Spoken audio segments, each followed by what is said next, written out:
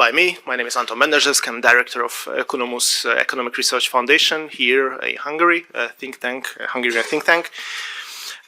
So 45 minutes of moderated discussion, and then the last 50 minutes will be given to the audience, so you can ask your questions to the panel. I see many experts, many friends and colleagues here who could be also seated actually at this table. So I do believe the discussion will be interesting, and I do believe we will ask interesting questions. So let me introduce the panel, starting from the Paul de Quinoa, President at Palm Beach Freedom Institute, United States, and then Max Abrams, Professor at Northeastern University, United States. Then Jan Proud, Director of Diplomatic Excellence from United Kingdom, and Balázs Gyarabik, Analyst and Diplomat from Slovakia. So we have an interesting panel here: United States, United Kingdom, and Central Europe, Slovakia, Hungary, represented in the panel. So my question goes to all of you. And of course it's connected to the title and to the description of the panel. Has the war in Ukraine demonstrated the return to the traditional great power competition based on the spheres of influence? Will we see some kind of blockization of the different regions, global regions, what we've seen during the Cold War? Or we are talking about some completely different structure in international relations?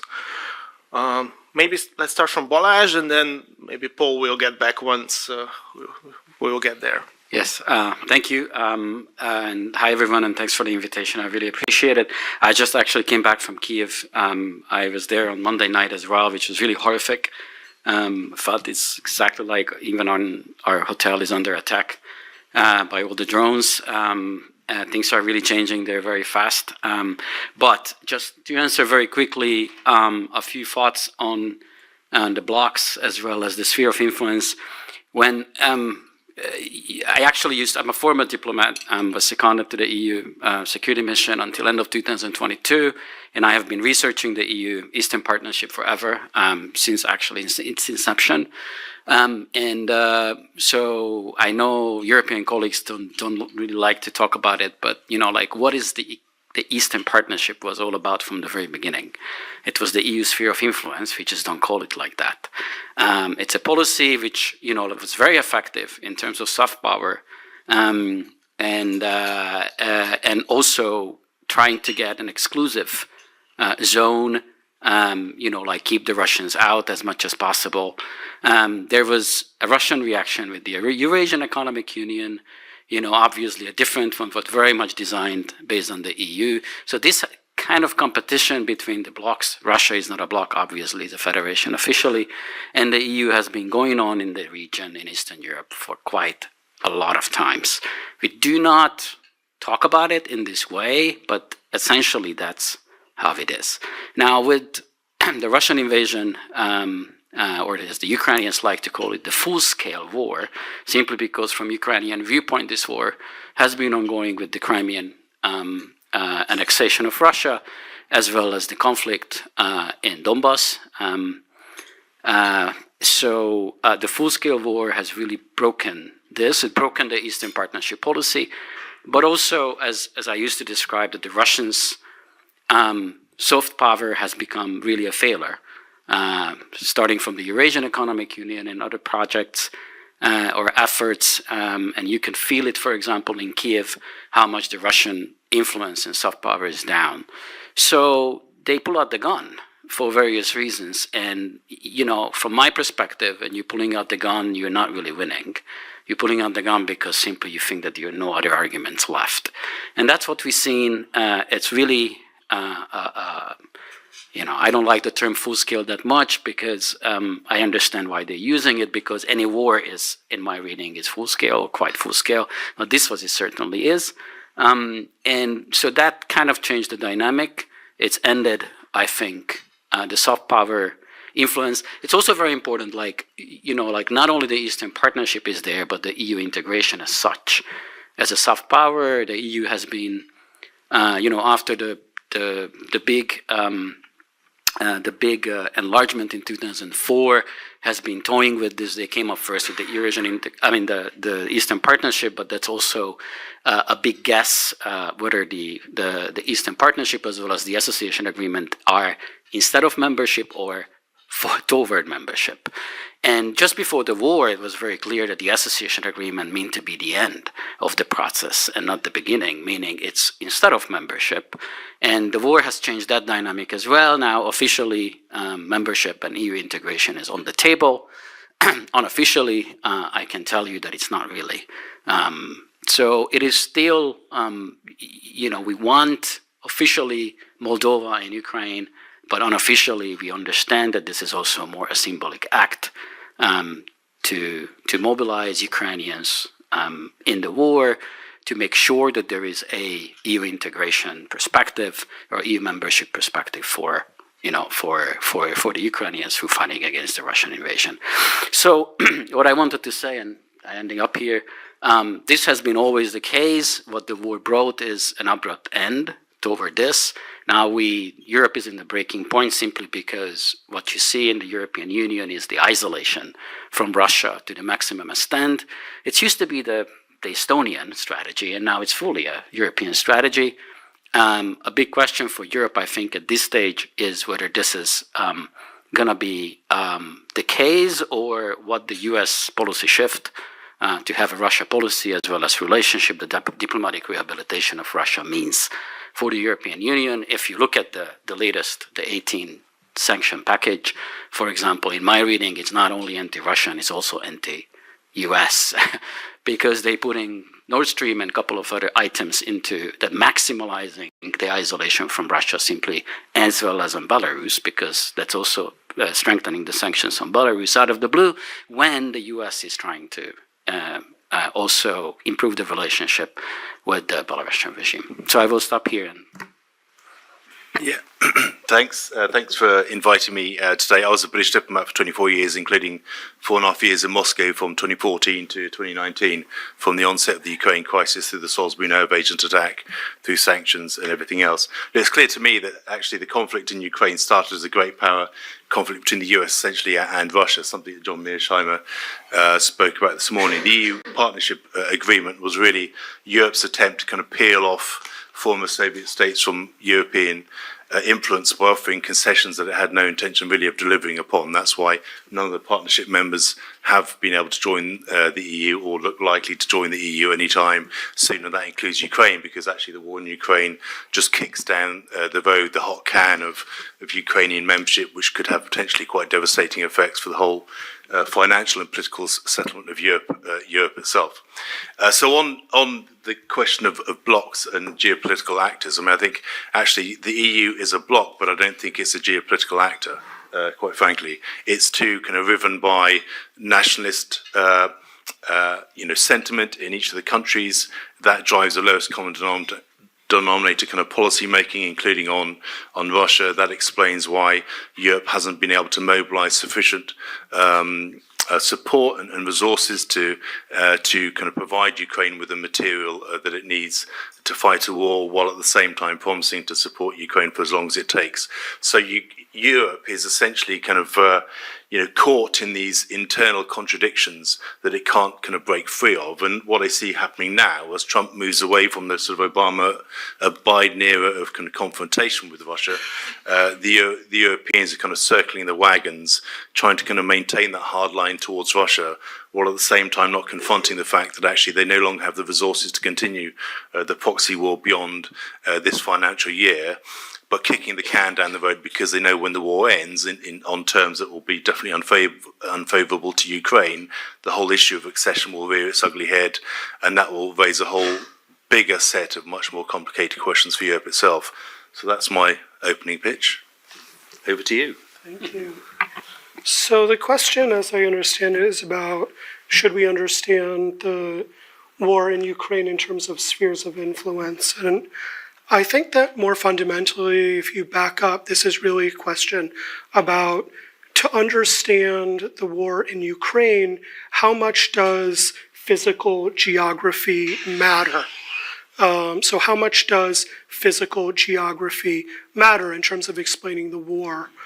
I think it actually goes a long way. I mean, you cannot understand the conflict without understanding the geography in terms of Ukrainian fears of Russia and Russian fears of Ukraine and the history of conflict there.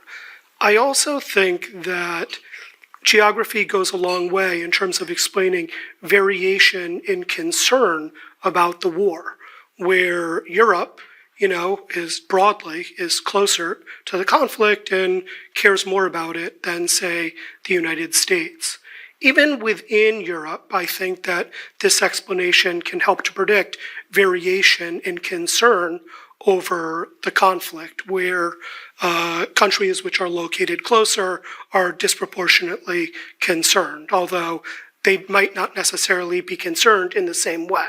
If you were to compare, for example, Hungary's position to Poland's. I think that some of the counter-arguments, some of the arguments for not being more involved can also be explained in terms of geography. Obama, for example, famously said that, well, let's not get too involved because Russia has escalation dominance. Why does Russia have escalation dominance? Because of their proximity to the conflict, which not only facilitates on a pragmatic level Russia's ability to ramp up involvement, but also dictates its threat perception. And a related argument was actually made by politically minded people on the other side of the aisle, where they're not Obama supporters, but they may be MAGA supporters. And MAGA would say, well, shouldn't it be America first? Why are we so involved in this conflict? Look how far away it is. And so in this sense, physical geography is absolutely essential, both towards explaining the argument for more involvement, as well as for explaining and justifying arguments for less involvement. That said, the counter-argument might be that if you look at I don't want to be too academic here, but if you look at, the two main sort of academic paradigms in international relations, both of them, I think, reject a spheres of influence orientation. Liberalism in international relations cares a lot about ideology and basically thinks that the United States should be promoting democracy, and that holds true regardless of the geography. So Ukraine was of great importance because of the nature of its ideology compared to Russia. Some liberals, and I'm talking not liberals in the American domestic political setting, but in international relations theory, they go so far as to think that almost every country is on the table in terms of being of, utmost concern to the United States precisely because of its ideology. So based on that paradigm, geography really doesn't actually matter that much. Although realists, they tend to be more sympathetic to spheres of influence arguments, and we see that in terms of their overlapping with MAGA. If you look at realist positions, say, in China, or with respect to that area of the world, you can see that they're not fully on board with the idea that there are spheres of influence. Everybody's talking, of course, about John Mearsheimer because of his importance and the fact that he just previously spoke. But, of course, he's quite hawkish in terms of containing China, and a lot of folks in the Pentagon, like Elbridge Colby, for example, if you read his book, which I recommend, is all oriented towards containing China. So certainly the United States, whether you defer to liberals or realists, and Bridge considers himself a realist, are not on board with the idea of leading U.S. foreign policy in terms of a spheres of influence rubric. Thank you. Yeah, sure. Feel free to comment. Just a quick comment on the escalation dominance point. I think the reason that Russia has escalation dominance is because it has a political will and the unilateral kind of space to act in the way that Europe doesn't, because it's held back by its own limitations on collective decision making. But the geography, Europe is there, so it has a geography, but not the will. Yeah, Paul, please. So I'm actually a trained historian. I'm the president of the Palm Beach Freedom Institute, but I'm actually a recovering academic. I was a history professor for 15 years, and my field was Imperial Russia. So I tend to think of these things in broader sequences and over longer periods of time. And I find that useful for Ukraine because once you get past the symbolism, the intense emotion that's very much invested in this in the United States, but I think more so in Europe, you do see very important fractures and very important processes that are going on. The Russian perspective, if I can add that to this panel, is that Ukraine is part of their space. If you follow the Russian nationalists up to and including Vladimir Putin, this is exactly what they will tell you. They believe that they've come from a common origin in the Middle Ages and that Ukraine essentially is their part of the world, a place where they have had a massive presence for hundreds and hundreds of years. On the other hand, pose a question to the assembled people: when has it ever been and this is very devil's advocate, in the essential interest of the United States, when have we ever cared about who controlled Donetsk? Never. When have we cared about who controlled Kiev? Almost never. Even if the whole thing went down, it would still, in many minds, not be an American problem. To give you a sense of the scale of that, go back to the first President Bush speaking in Kiev in the early 1990s on the eve of the Soviet collapse, admonishing the Ukrainian separatists that independence was probably not a very good idea. Not very realistic. It could be destabilizing. It was a position widely shared in the American foreign policy establishment at that time, including by people like Henry Kissinger. And this, of course, added to President Bush's public image, pre-Gulf War image anyway, as a wimp. Remember that William Safire, the conservative New York Times columnist, called it the chicken Kiev speech, because he hadn't really established a firm position. Like, this was our chance to break up the Soviet Union, and here you have the President of the United States saying, no, this isn't right, we shouldn't do this. Follow forward a few years later to the Budapest Agreement, the agreement signed in the city, in which the United States, Russia, and the UK made these agreements about the sanctity of borders in Soviet space.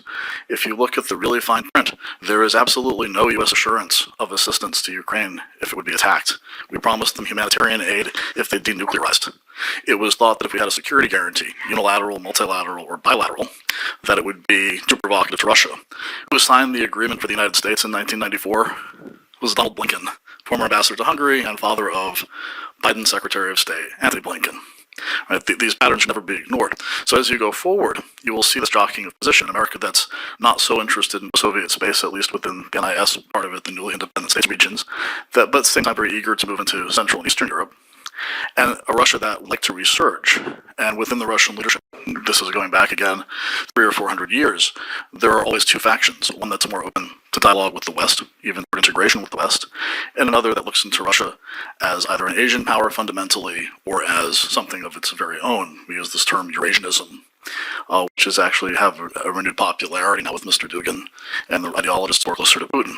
In the 1990s, that pro-Western faction was ascendant, and with Putin's evolution, very quickly after becoming president, we've seen them lose ground to the ultra-nationalists, to the Eurasianists, who would argue that any Western presence in former Soviet space is inherently a threat. Their problem, of course, is how to deal with this.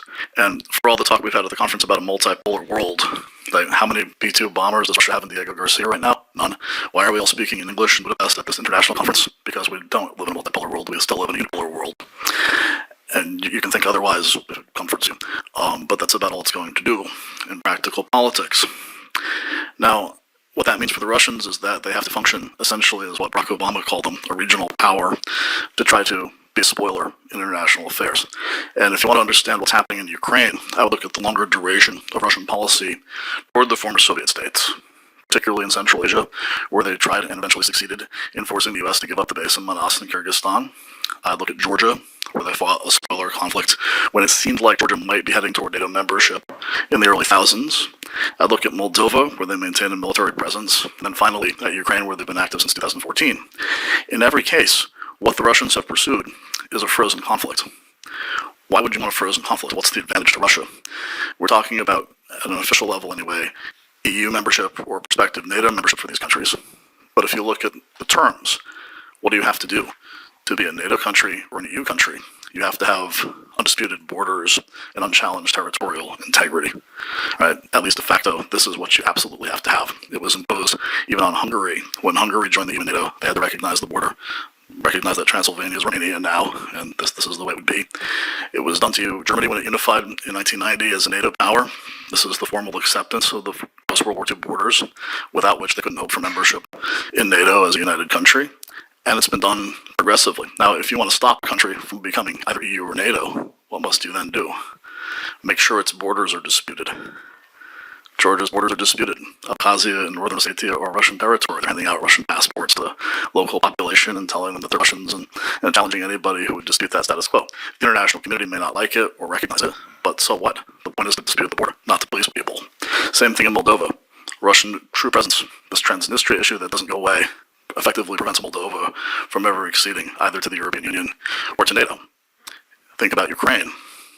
Taking over the Russian-speaking parts of Ukraine, Crimea, historical areas that they feel entitled to, blocks Ukrainian adhesion to the West. And remember that the entire dispute, going back to the color revolutions in 2005, was fundamentally about how close Ukraine could drift to Europe and to the European Union.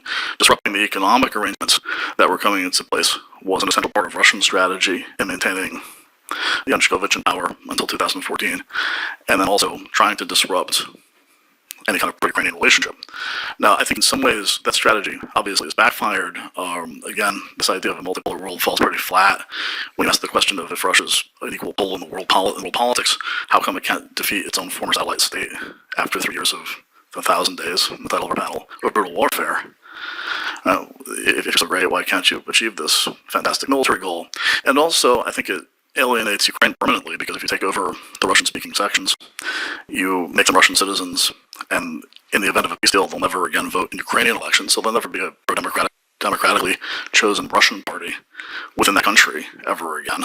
Right? And you set up this antagonism with the West. Now, it seems like Putin's open to this ongoing negotiation, and my prediction, which was my prediction in February 2022, it's the same, and it also was the late Henry Kissinger's prediction. We'll probably get a peace settlement that nobody really likes, but that resembles the frozen conflicts we've already seen, and this will continue a historic pattern. Thank you very much, Paul. Well, 40 years ago, probably at such international conference, we would speak Russian in Hungary, unfortunately. So I'm really happy that we do speak English now here in Hungary. If we had this conference in Moscow, we would probably also be speaking English. To learn Russian, Kai Kallas wants us all to learn Russian today, so we're back in the room. Okay, let me start another round of questions, but with targeted round, focusing on Europe this time. So my question to Balázs, especially since you're just back from Kiev, and you're from Slovakia and Hungary. So from Central and Eastern European perspective, how would a sustainable peace look like? Yes, it's an excellent question, because there's no answer for it. Simply, there's no Central European perspective. On the Polish perspective is very different from the Hungarian perspective. The Slovak perspective is different from both, and the Czech Republic is obviously not even mentioned, or Austria, if you count Austria, Central Europe, which I do. Moreover, there is not even a Central European mechanism when these countries will be discussed as.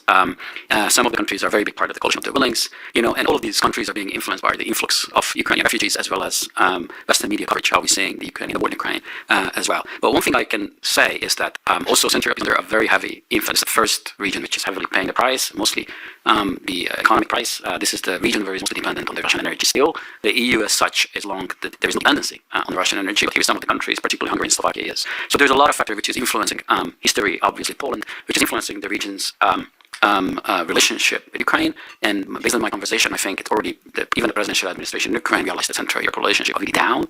They're feeling that, for example, they're losing Poland after the Polish presidential elections, and they're trying to improve a relationship now with Slovakia, and have a very bad relationship with Hungary. Obviously, and they're also preparing that after the Czech elections, the Czech government will be also very different, or can be different toward that. But so what kind of, I think most of the Central Europeans would like to see peace, simply because they're also connecting ending the war with the inflation, and they connected the inflation with the war, obviously.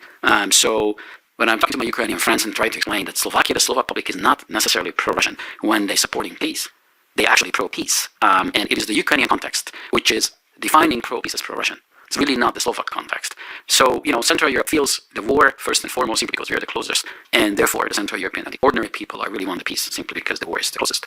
It is that simple. So I think the elites are realizing that there is no possibility of having a full-fledged peace. And I think a frozen conflict would be a realistic outcome, which we would like to see, or the Central Europeans would agree. I think that also even includes Poland now. Simply because the Poles are looking at the war. Well, first of all, they really supporting Ukraine war effort, but at the same time, actually not any longer. But at the same time, they're also having an issue, the integration issue of the Ukrainian refugees, which is providing a tremendous economic benefit for the Polish economy. But at the same time, Poland, just like Hungary, is non-ethnical, meaning the influx of such a high level of Ukrainian refugees having an impact, a national security impact as well, how to integrate those Ukrainian refugees, workers, and so on into the Polish society. And there's a certain level where this is not necessarily that much possible. In Slovakia, we're already having an issue in Eastern Slovakia simply because these are heavily Russian and Ukrainian speakers. I'm sometimes joking, half serious, half joke, that we lost Prešov and Košice at Ukraine. Already not entirely true, but also one of the main factor of the war is how Ukraine is shifting toward the West. Not many people talking about it simply because under the pressure of the Russian war, the entire regions are also moving toward the West, and that means cross-border as well. So we do see serious regional implications vis-a-vis Central Europe and Ukraine, which is not going to go away, and that needs to be also taken into Central European as well as EU policy making as such. Thank you. My question to Jan, I see you want to react, but yeah, you can do that. But let me ask you a question, and you can combine them.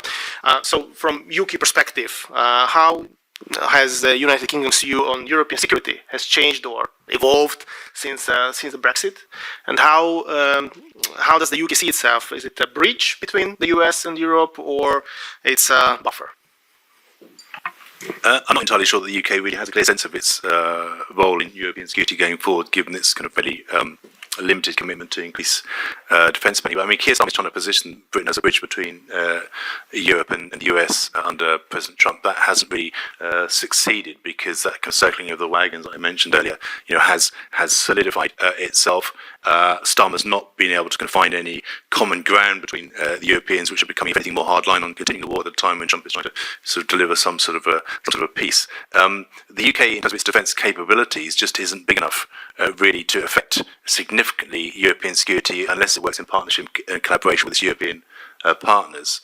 Our army is tiny, our defence spending is smaller than Germany's. We're not looking to increase it by a significant amount on the back of the Strategic Defence Review recently kind of published. So I think there's a gradual kind of understanding that we need to kind of be almost like a convening force with our two aircraft carriers and sort of carrier strike group deployment to the Indo-Pacific that's happening right now, probably supporting America's war in Iran as well, I should imagine. But there's been no sort of big grand plan for European security as far as I can see in the UK. Starmer has failed to act as a bridge between the US and Europe, and for now appears to be focused on kind of continuing the war with no obvious kind of goal in sight would be my answer to that.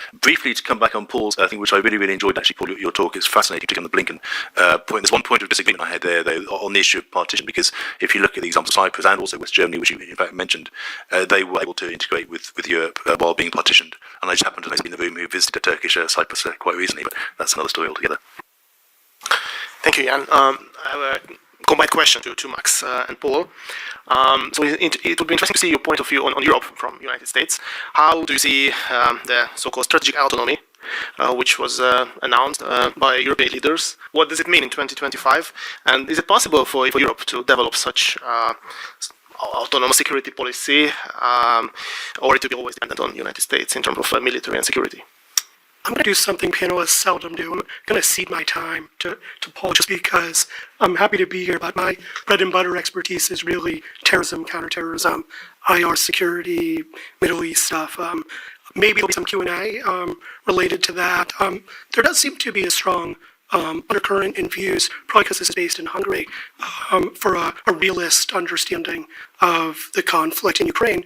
And quite frankly, I'm very sympathetic to it. So I haven't really heard anything at this conference that I disagree with. I thought that the last panel, with a realist application to Ukraine, very well captured my understanding as well. However, I do not consider myself a realist, actually. And I think that realism is good for the Ukraine war, as well as understanding many of the dynamics between the US and Europe. But realism is actually quite terrible for understanding other areas of international security, and I'm happy to critique that later, but I don't want to derail us and get too off topic. Well, thank you, Max, for this extra time. I think we've seen some very dynamic developments in that area in the last few months particularly, I believe Europe has the potential, certainly the population, resources, military technology, to create its own security system. I don't believe it has the political will, or despite the fact that it's called the European Union, the political unity to do so. And the case I would cite would follow from President Zelensky's disastrous Oval Office meeting in February, where he violated what I call diplomacy 101. If a major country has just given you at least $100 billion in military aid and you want more, don't go to its president's office and start an argument with him on television. Even if you think you're right, even if you think he's completely wrong. Just in the practice of diplomacy, and maybe Ian and the other diplomats here might disagree with me, but it just seems like a really bad idea in pretty much anything, especially diplomacy. After that, we had this sort of scramble among the European powers saying, well, Trump's a disrespectful SOB, and here we are to save the Ukrainians. They had that meeting in London where they talked about it for, I think, a day or two and came up with exactly nothing. And since then, in the weeks that followed, it's completely fizzled. The idea that there would be a European security guarantee to Ukraine now seems to be on the verge of ridiculous and completely unrealistic.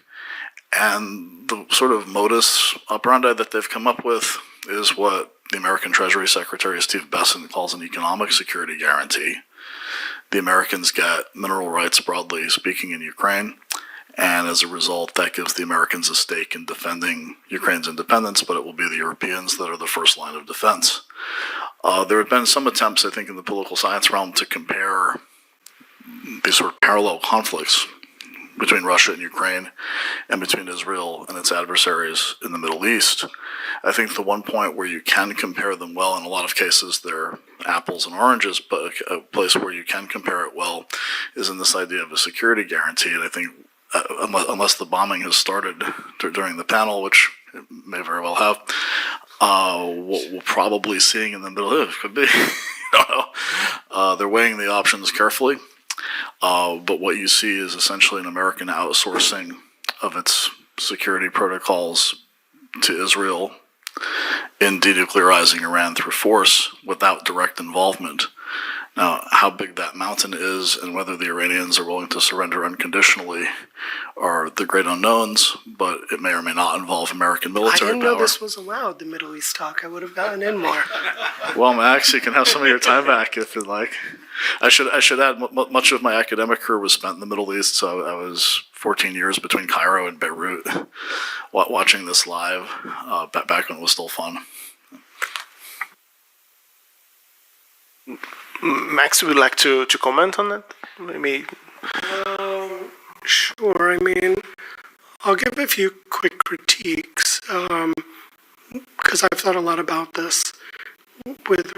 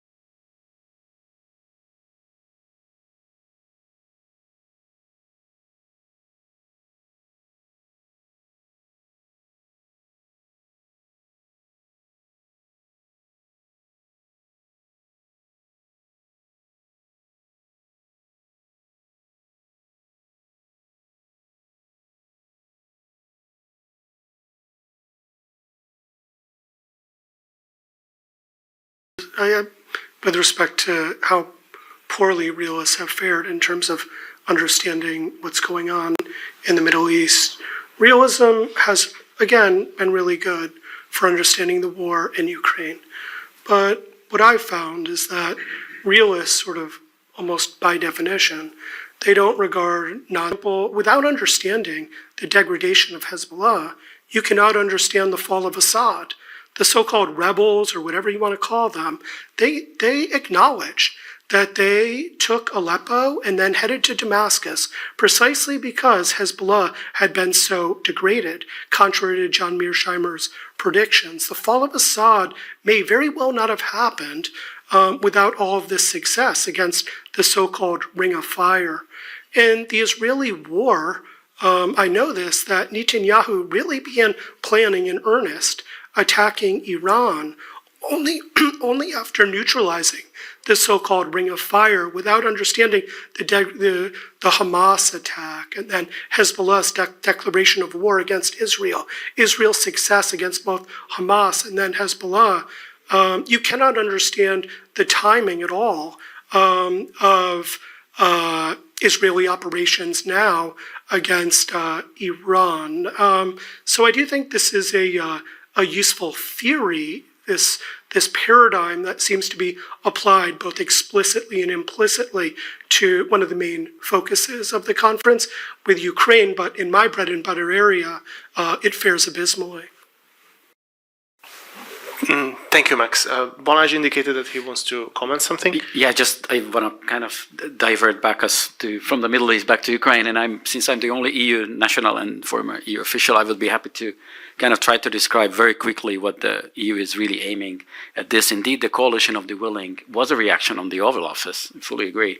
It wasn't really so, as well as the main aim of it is try to lure the Trump administration back to where it used to be, supporting Ukraine.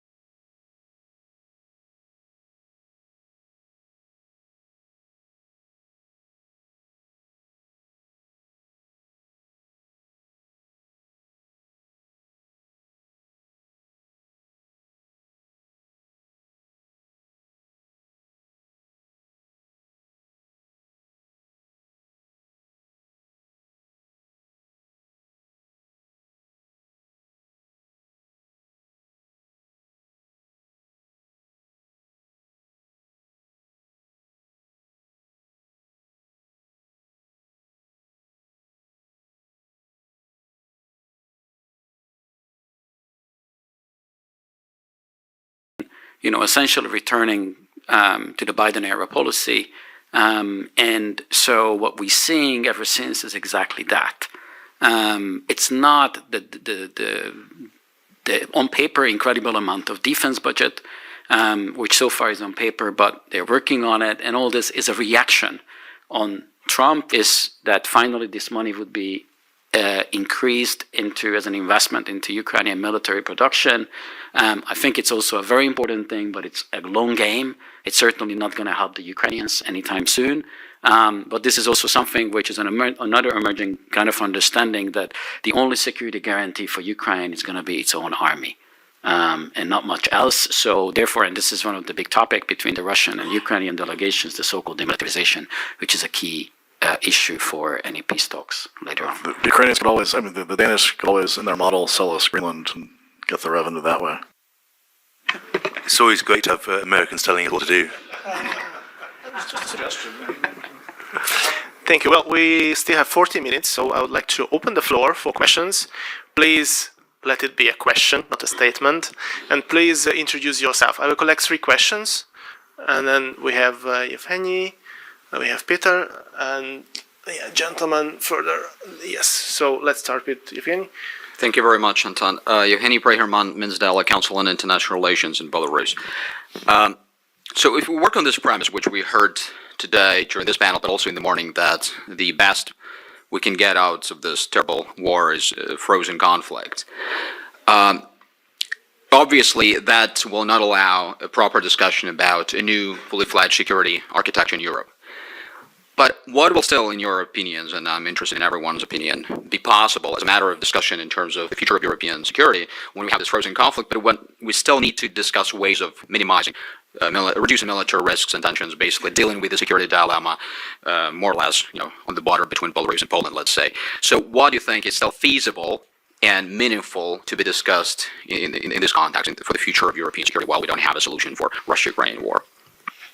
Thank you. Next question from Peter. Please remember the questions and then we'll go back to them. I'm Peter Siklosi from the Hungarian Institute of International Affairs.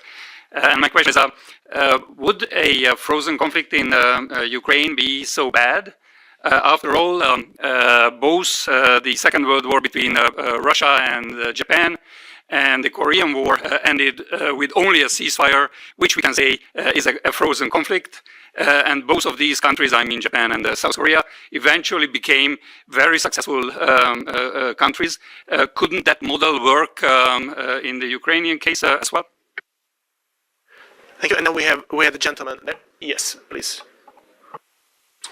George Beebe with the Quincy Institute. I have a question about spheres of influence. You began by asking, is the war in Ukraine a return to this concept of sphere of influence?